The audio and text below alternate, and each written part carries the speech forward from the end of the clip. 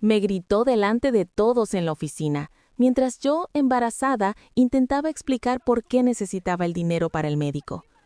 Fue un martes cualquiera de invierno en Madrid.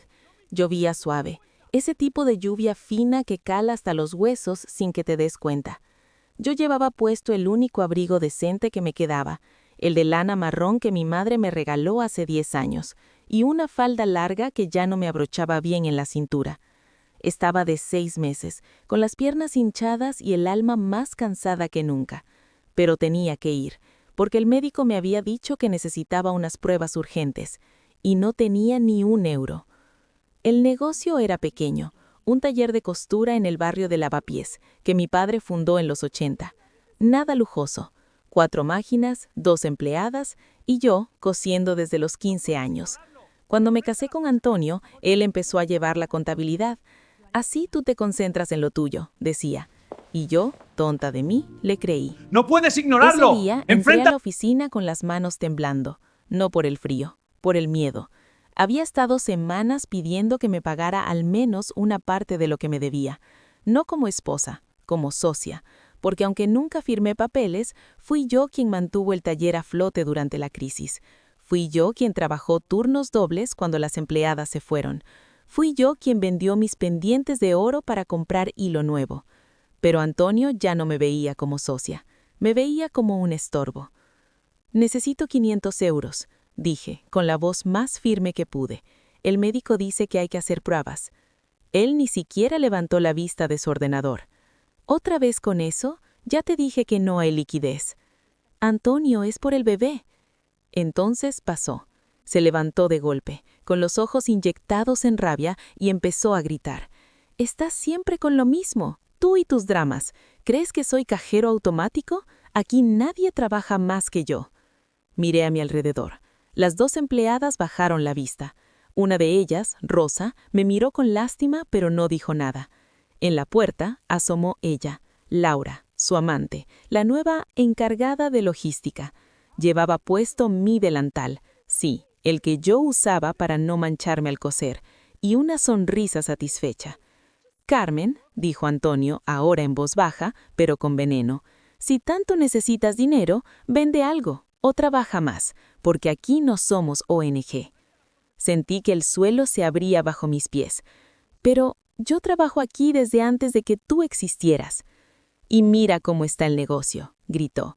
«Todo por tu culpa. Demasiada emoción, poca cabeza». Las lágrimas me quemaban los ojos, pero no las dejé caer, no delante de ellos. Salí del taller con la cabeza alta, aunque el corazón me latiera como si fuera a romperse. Caminé 3 paradas de autobús con el vientre pesado y las piernas temblando. Al llegar a casa, un piso pequeño que alquilábamos con lo poco que me daba, me senté en la cocina y me abracé la barriga. «Lo siento, cariño», susurré.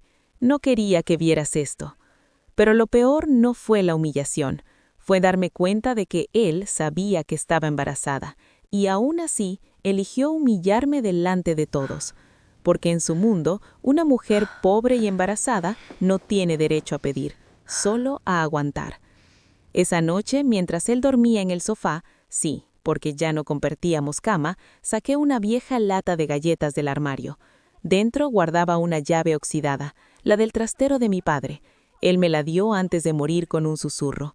Cuando todo se derrumbe, vuelve allí. No sabía qué encontraría, pero sabía que no podía seguir viviendo así, porque si pensaban que una mujer embarazada era débil, no conocían a la hija de don Manuel Ruiz, y mucho menos a la verdadera dueña del taller. No entendí cómo podía hacerme eso, hasta que vi a su amante sonreír desde la cocina con mi delantal puesto. Fue como si el mundo se hubiera detenido y luego se hubiera roto en 1000 pedazos. Me quedé parada en el pasillo, con las manos aún temblando del escándalo en la oficina y el vientre pesado de 6 meses. Había caminado 3 paradas bajo la lluvia fina, con la garganta cerrada y los ojos secos, jurándome que ¡No no puedes lloraría. ignorarlo! ¡Enfrenta! Pero lo que vi al abrir la puerta de casa me partió el alma más que cualquier grito. Ahí estaba ella, Laura, en mi cocina, removiendo una olla con mi cuchara de madera, llevando puesto mi delantal, ese delantal azul con bordados que mi madre me hizo para mi boda. Se reía por teléfono, como si tuviera derecho a estar allí. Sí, tranquila, decía. Él ya se encargó de la vieja. Ahora todo está en orden. La vieja. Como si yo fuera un mueble roto. Como si mi embarazo, mi dolor, mi historia no contaran. Al verme, su sonrisa se desvaneció un segundo. Luego recuperó la compostura y dijo: «Ah, estás aquí. Antonio me pidió que preparara la cena. Dice que necesitas descansar». «¿Desde cuándo cocinas tú en mi casa?», logré preguntar con la voz más firme que pude. Ella se encogió de hombros, como si fuera lo más natural del mundo. «Desde que él decidió que ya no estás en condiciones de cuidar de nada, ni de ti, ni de él, ni del negocio». Sentí un mareo tan fuerte que tuve que agarrarme del marco de la puerta, porque en ese momento todo cobró sentido. Los viajes de trabajo los viernes, las llamadas que colgaba rápido cuando yo entraba, las facturas que desaparecían del archivador, la forma en que evitaba mis ojos cuando le preguntaba: «¿Estás bien?». No era estrés, era traición. Y lo peor no fue verla en mi cocina, fue darme cuenta de que él la había traído a vivir a mi casa. «¿Dónde están mis cosas?», pregunté, mirando alrededor. «En el cuarto de atrás», dijo ella, señalando el trastero, «hasta que te busques otro sitio». El trastero, donde guardábamos las cajas de Navidad, las sábanas viejas, los juguetes rotos, donde ahora me relegaban como si fuera basura. Subí las escaleras con las piernas temblando, no por el embarazo, sino por la humillación. Abrí la puerta del trastero. Ahí estaba mi vida, mi ropa doblada en bolsas de plástico, mis fotos en cajas de zapatos, incluso el libro de recetas de mi abuela. Todo metido como si fuera un estorbo que esperaba ser sacado. Pero entonces vi algo que me heló la sangre. Sobre una caja había una nota escrita con la letra de Antonio. «Ya no necesitas esto. Ella se ocupa de todo ahora». Y debajo estaba la llave del taller, la llave que yo usaba todos los días durante 20 años, la llave que abría cada máquina, cada cajón, cada recuerdo. Se la había dado a ella. Bajé las escaleras sin decir nada más. Me fui a la habitación, sí, porque aún tenía derecho a eso, y me senté en la cama. Puse las manos sobre mi vientre y susurré: «Lo siento, cariño. No quería que vieras esto». Pero en medio del dolor, algo en mí se endureció. Porque mientras ellos reían en mi cocina, con mi delantal, usando mi vida como si fuera un juego, yo recordé una cosa. El taller nunca fue suyo. ¡No puedes Mi ignorarlo! padre me lo ¡Enfrenta! dejó a mí, solo a mí, en un testamento cerrado, firmado en 1995, cuando Antonio aún era un vendedor ambulante que apenas podía pagar el alquiler. Él lo sabía, pero lo olvidó. O tal vez creyó que, al casarse conmigo, heredaba todo. Pero no contó con que yo guardaba los papeles. Esa noche, mientras ellos cenaban en mi mesa, yo saqué la vieja lata de galletas del armario. Dentro estaba la llave del trastero de mi padre, y supe que esto no era el final de mi historia. Era el comienzo de su historia y el fin de su mentira. Porque si pensaban que podían echarme de mi propia vida, no sabían que yo tenía las llaves y los papeles verdaderos. Durante 20 años fui esposa, costurera, cuidadora y jamás cobré un sueldo, solo promesas que hoy valen menos que el aire. Empecé a desaparecer mucho antes de que Laura se pusiera mi delantal. Empecé a desaparecer el día que decidí que amar era callar, porque en España una buena esposa no pregunta, aguanta, sirve, sonríe aunque le duela el alma hasta los huesos. Yo lo di todo.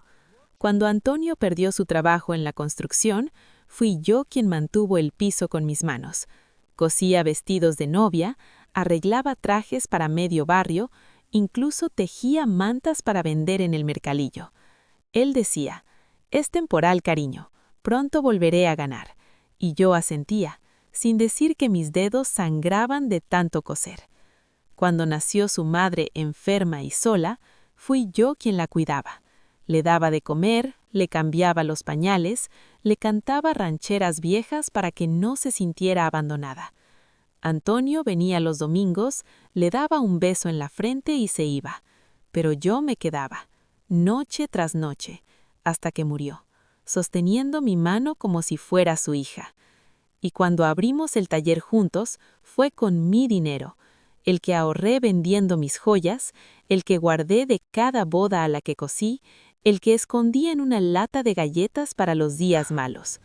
Él puso el nombre, Modas Antonio. Yo puse el alma, pero nunca firmé nada, porque confiaba en él. Durante 20 años, trabajé desde las 6 de la mañana hasta las 8 de la noche. Atendía clientes, compraba telas, pagaba impuestos, calmaba a empleadas que se quejaban de su mal genio. Él solo aparecía para firmar cheques y llevarse el mérito. «¡Qué buen negocio tenemos!», decía. Nunca mencionaba que las ideas eran mías, que las clientas venían por mis diseños, que el taller sobrevivió gracias a mis noches en vela. Y cuando quedé embarazada, creí que cambiaría, que vería en mí no solo a la costurera, sino a la madre de su hija. Pero no. En vez de apoyarme, empezó a tratarme como una carga. «No puedes trabajar así», decía. «Estorbas», como si mi vientre creciente fuera una ofensa. Y ahora, al mirar atrás, entiendo la verdad. No era que yo no valiera, era que mi valor no le servía a él. Porque mientras yo construía, ¡No puedes él ignorarlo! usaba. ¡Enfrenta! Mientras yo daba, él tomaba. Mientras yo callaba, él mentía. La misma Laura a quien yo enseñé a coser un dobladillo. La misma a quien le presté dinero cuando su marido la dejó.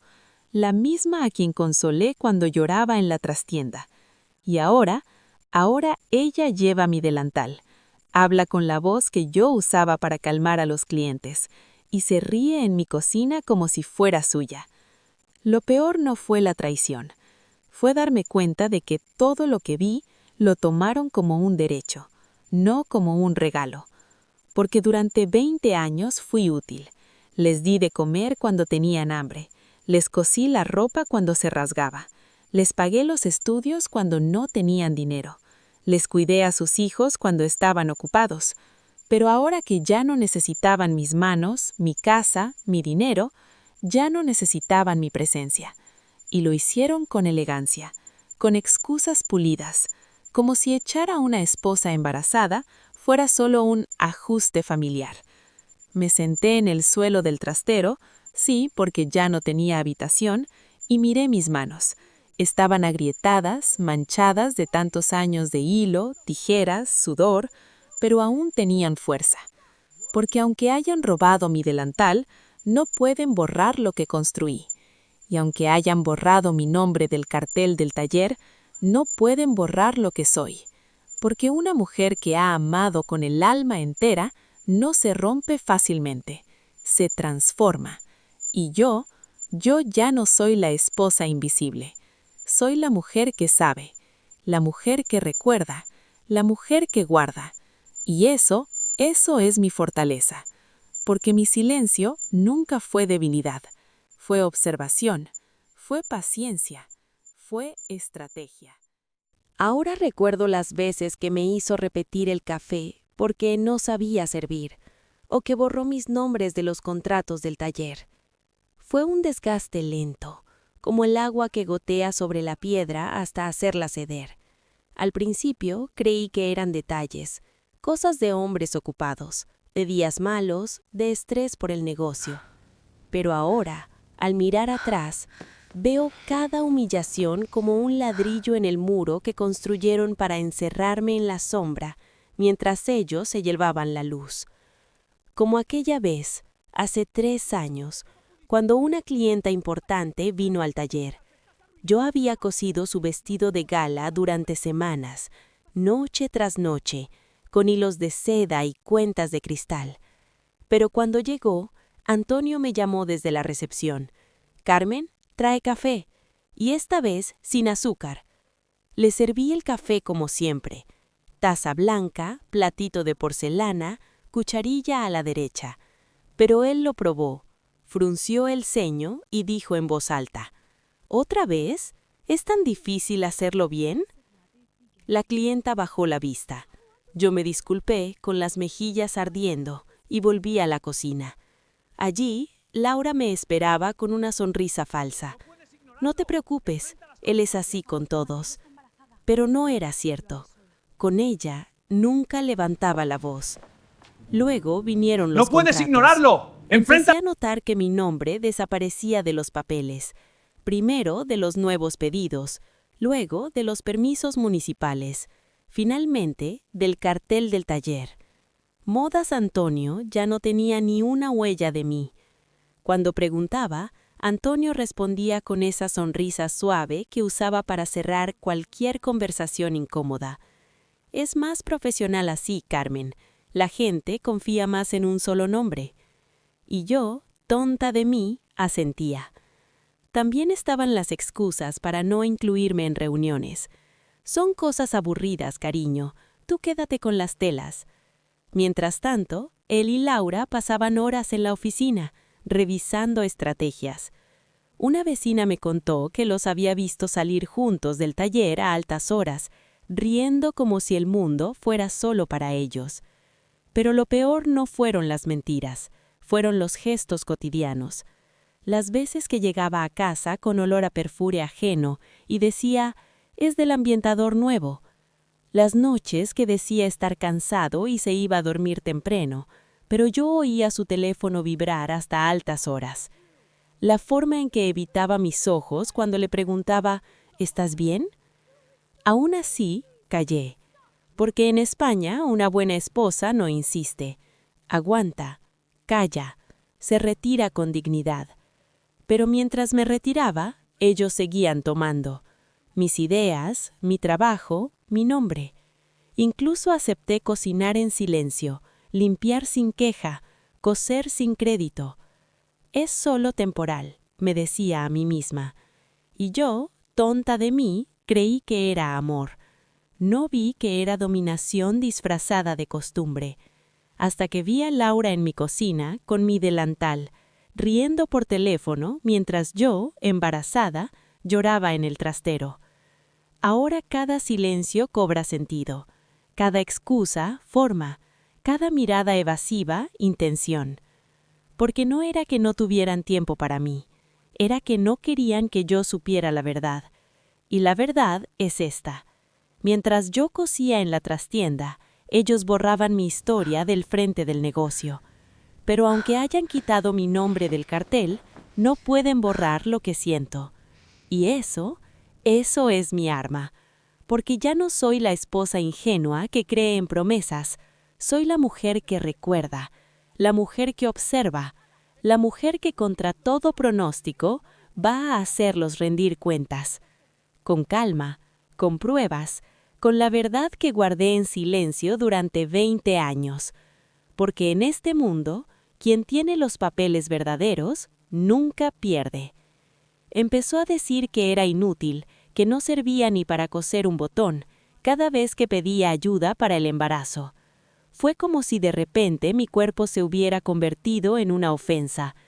Cada vez que mencionaba las náuseas, las revisiones médicas, el dolor en la espalda, Antonio fruncía el ceño y soltaba una de esas frases que cortan más que tijeras. «No exageres, mujer.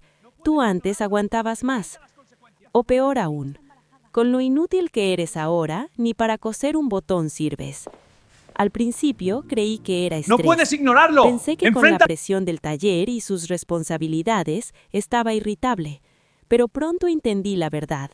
No quería protegerme, quería castigarme por existir.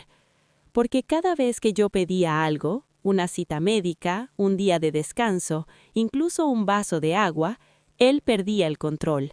Y el control era lo único que le quedaba. así que empezó a humillarme en público. En el taller, delante de las empleadas, mirad cómo tiembla, ni para sostener una taza sirve ya.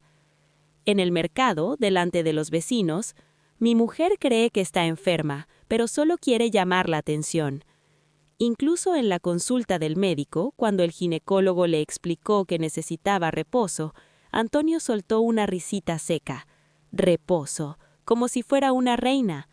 Pero lo peor no fue lo que dijo, fue lo que hizo. Empezó a quitarme tareas por mi bien. Primero dejó de darme telas nuevas.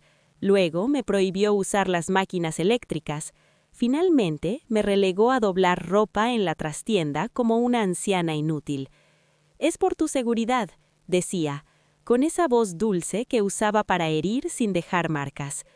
Mientras tanto, Laura tomaba mi lugar. Atendía a clientas, diseñaba nuevos modelos, incluso firmaba recibos. Y cuando yo intentaba intervenir, Antonio me miraba con desprecio. «Tú quédate ahí, que no te dé un mareo». Una tarde, mientras doblaba sábanas en la trastienda, oí sus voces en la oficina. «Ya casi está», decía Laura. «Cree que es una carga. Pronto se irá sola». «Perfecto», respondió él. «Así no tendré que pagarle nada. Al fin y al cabo, nunca firmó nada». Sentí un frío tan intenso que casi no pude moverme, pero no salí corriendo. Me quedé ahí, con las manos temblando sobre la ropa, grabando cada palabra. Porque en ese momento entendí la estrategia completa. Mientras me llamaban inútil, mientras me decían «no sirves para nada», mientras fingían preocupación por mi salud mental, estaban preparando el terreno para echarme, sin indemnización, sin derechos, sin voz. Y lo peor no fue la traición, fue darme cuenta de que mi verdad era menos creíble que su mentira, solo por mi edad, solo por estar embarazada, solo por ser mujer y pobre.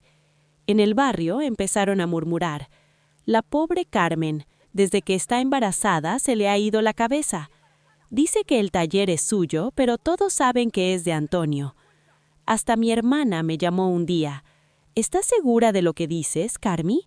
A lo mejor estás estresada». Me dolió más de lo que imaginaba, porque no era cierto. Nunca había estado más lúcida. Pero mientras yo guardaba copias de facturas, testimonios, registros de trabajo, ellos difundían la mentira de que estaba loca. Y sin embargo, no callé. Porque aunque dijeran que era inútil, yo sabía que tenía razón. Y mientras siguiera sabiendo eso, no podrían borrarme. Así que seguí observando, seguí guardando pruebas, seguí cosiendo en silencio. Porque una leona vieja no pierde sus garras, solo aprende a usarlas con más precisión. Y ellos aún no saben ¡No lo puedes que ignorarlo! viene, porque ¡Enfrenta! pensaron que al llamarme inútil me harían retroceder. Pero lo único que lograron fue despertar a la mujer que ya no tiene nada que perder y todo que recuperar. El día que me echó a la calle con una bolsa de plástico, supe que ya no era su mujer, sino su víctima. Fue un viernes por la tarde. Llovía otra vez, esa lluvia fina y persistente que parece no tener final. Yo había estado en el médico toda la mañana. Me habían dicho que el bebé estaba bien, pero que yo necesitaba reposo absoluto. «El estrés está afectando tu presión», me advirtió el doctor.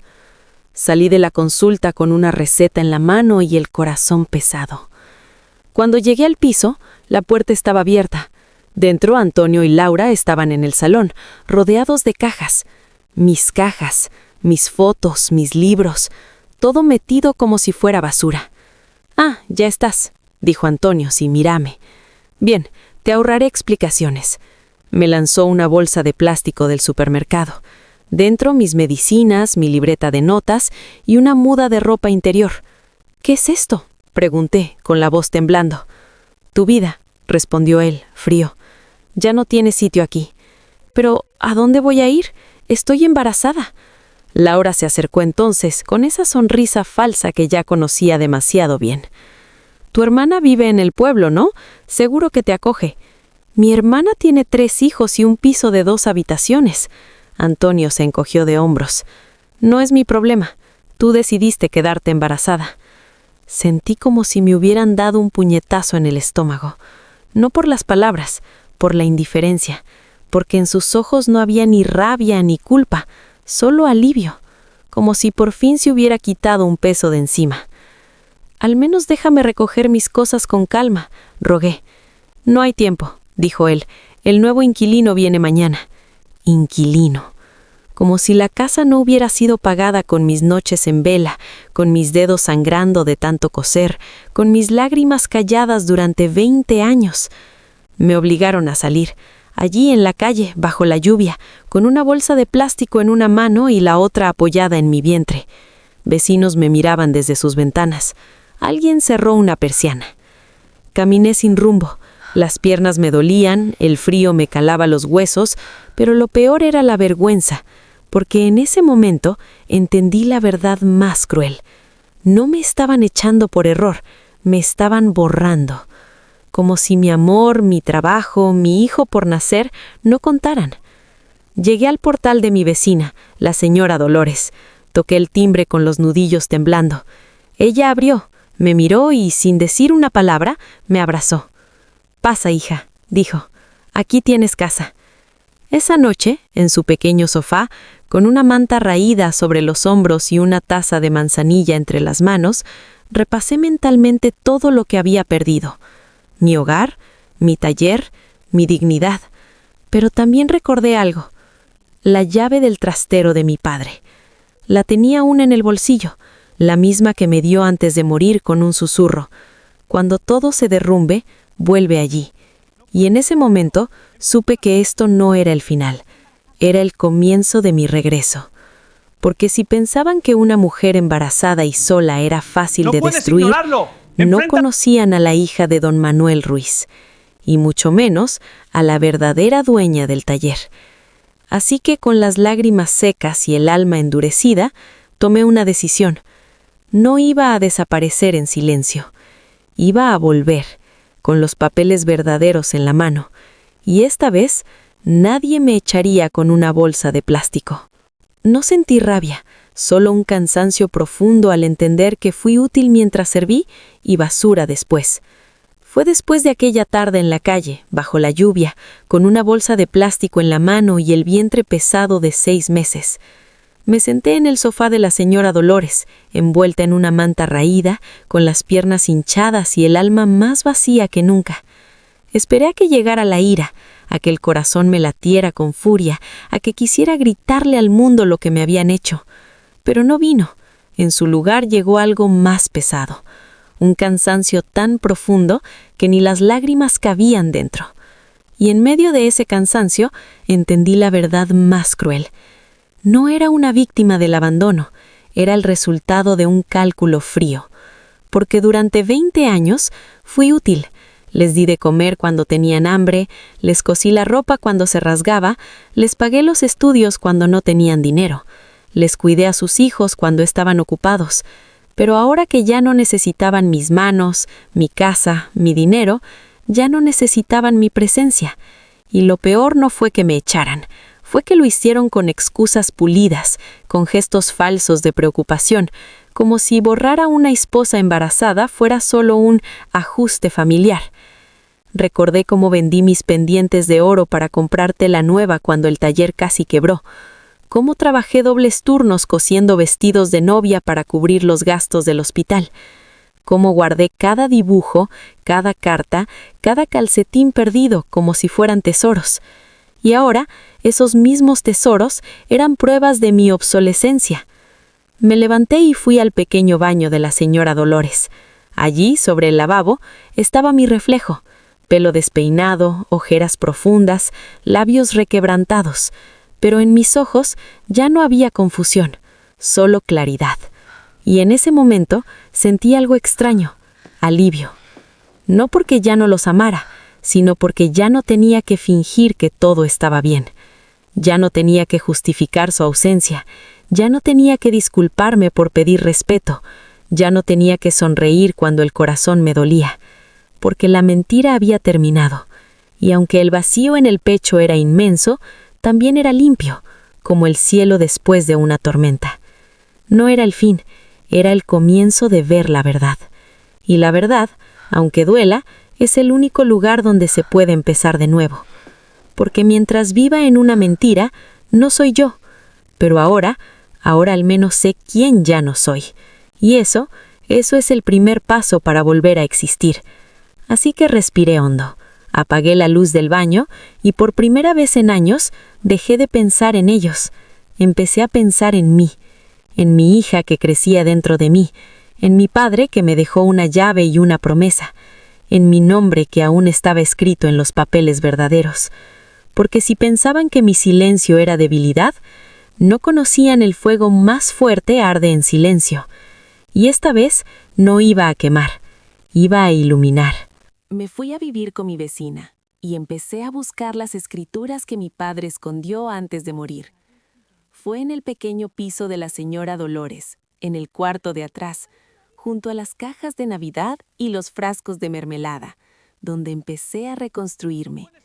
No tenía mucho, una cama estrecha, una manta raída y el vientre creciendo con cada día que pasaba.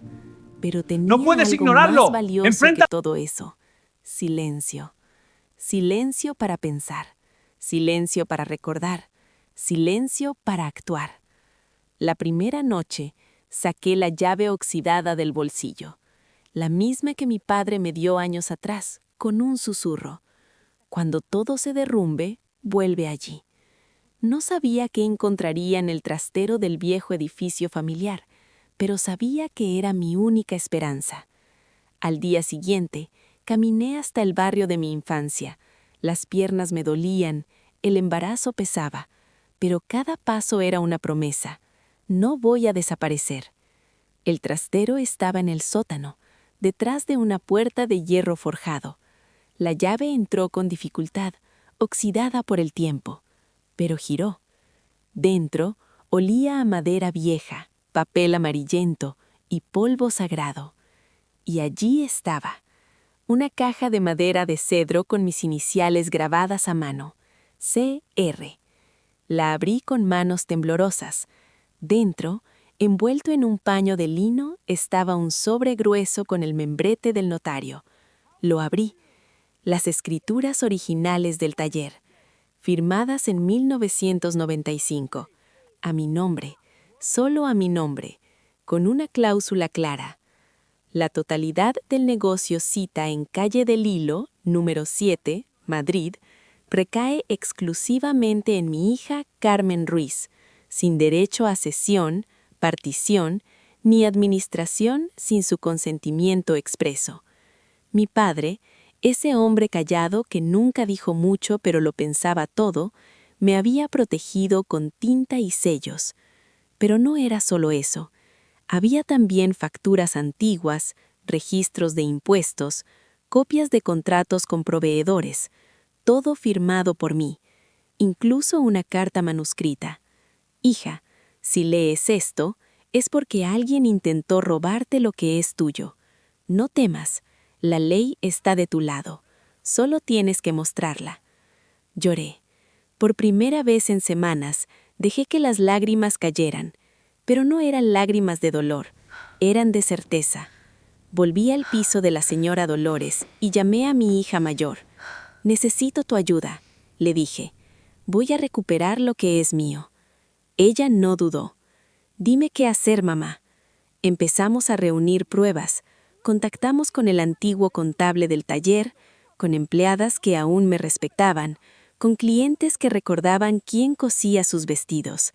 Cada testimonio, cada factura, cada firma, era un ladrillo en el muro que iba a levantar contra ellos. Mientras tanto, Antonio y Laura seguían actuando como si fueran dueños. Cambiaron el cartel del taller, despidieron a las empleadas leales, incluso empezaron a vender telas que yo había comprado con mis ahorros. Pero yo no era la mujer que callaba. Ahora era la mujer que documentaba, la mujer que guardaba, la mujer que contra todo pronóstico iba a hacerlos rendir cuentas. Porque si pensaban que una mujer embarazada y sola era fácil de destruir, no conocían a la hija de don Manuel Ruiz, y mucho menos a la ¡No puedes verdadera ignorarlo! dueña del taller. ¡Enfrenta! Cuando aparecí en el juzgado con los papeles verdaderos, su amante lo abandonó y lo llamó mentalmente inestable. Fue un jueves por la mañana. El sol entraba tenue por las ventanas altas del juzgado de primera instancia en Madrid, ese sol frío que ilumina sin calentar.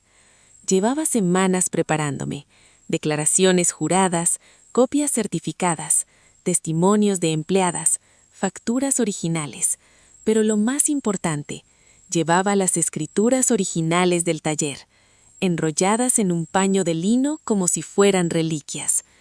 Antonio y Laura ya estaban allí, sentados como si fueran dueños del lugar. Él con traje barato pero bien planchado, ella con maquillaje perfecto y uñas pintadas de rojo. Se reían en voz baja, seguros de que yo no tenía pruebas.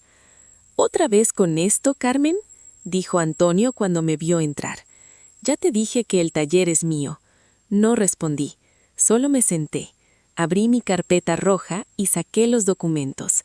El juez, un hombre serio, de pelo canoso, tomó las escrituras, las examinó con atención, comparó sellos, firmas, fechas. Luego levantó la vista. «Señor Ruiz, según estos documentos, el taller pertenece exclusivamente a su esposa desde 1995. Usted no tiene derecho legal a administrarlo, venderlo, ni despedir personal». Antonio palideció. «Pero eso es imposible. Ella nunca trabajó formalmente». «Trabajé 20 años», dije, sin alzar la voz, «y aunque no tuviera contrato, las escrituras están a mi nombre». Entonces Laura se levantó de golpe. «Yo no sabía nada», gritó, mirando al juez. «Él me dijo que era suyo. Incluso me hizo firmar papeles». Antonio intentó intervenir. «Cállate, Laura». Pero ella ya había cruzado la línea.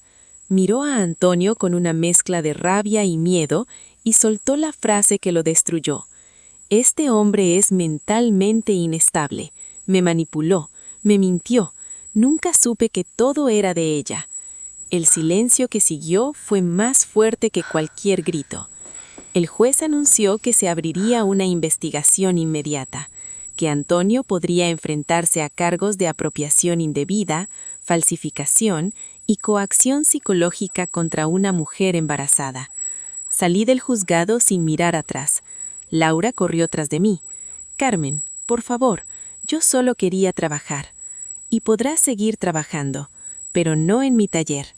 Mi hija me esperaba en la acera con una sonrisa tímida. «¿Y ahora qué?».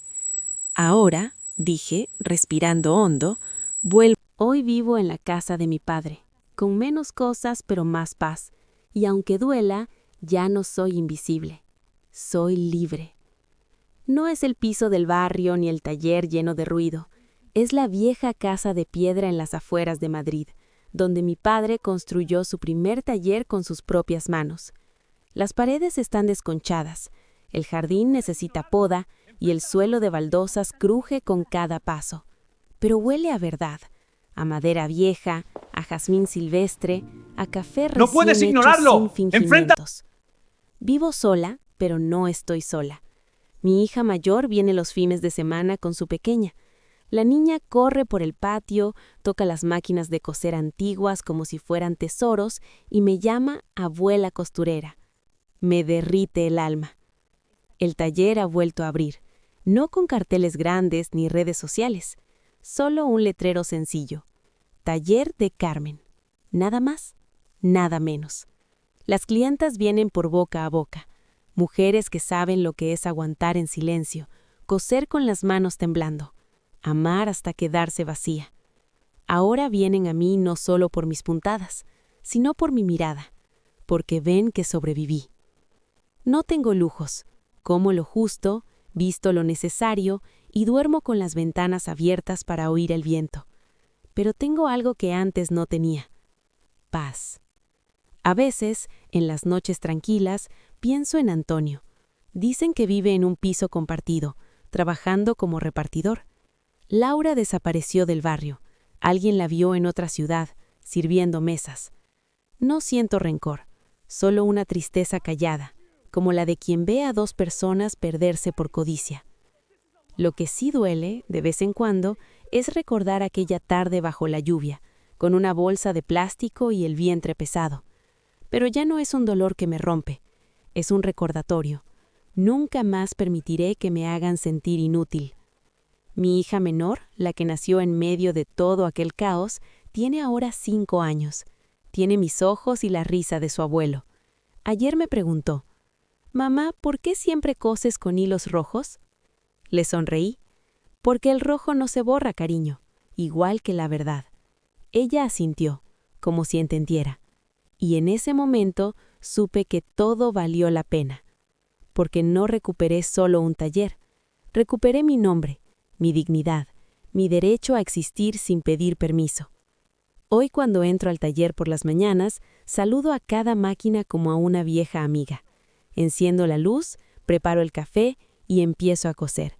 No por necesidad, por elección. Y aunque el pasado deje cicatrices,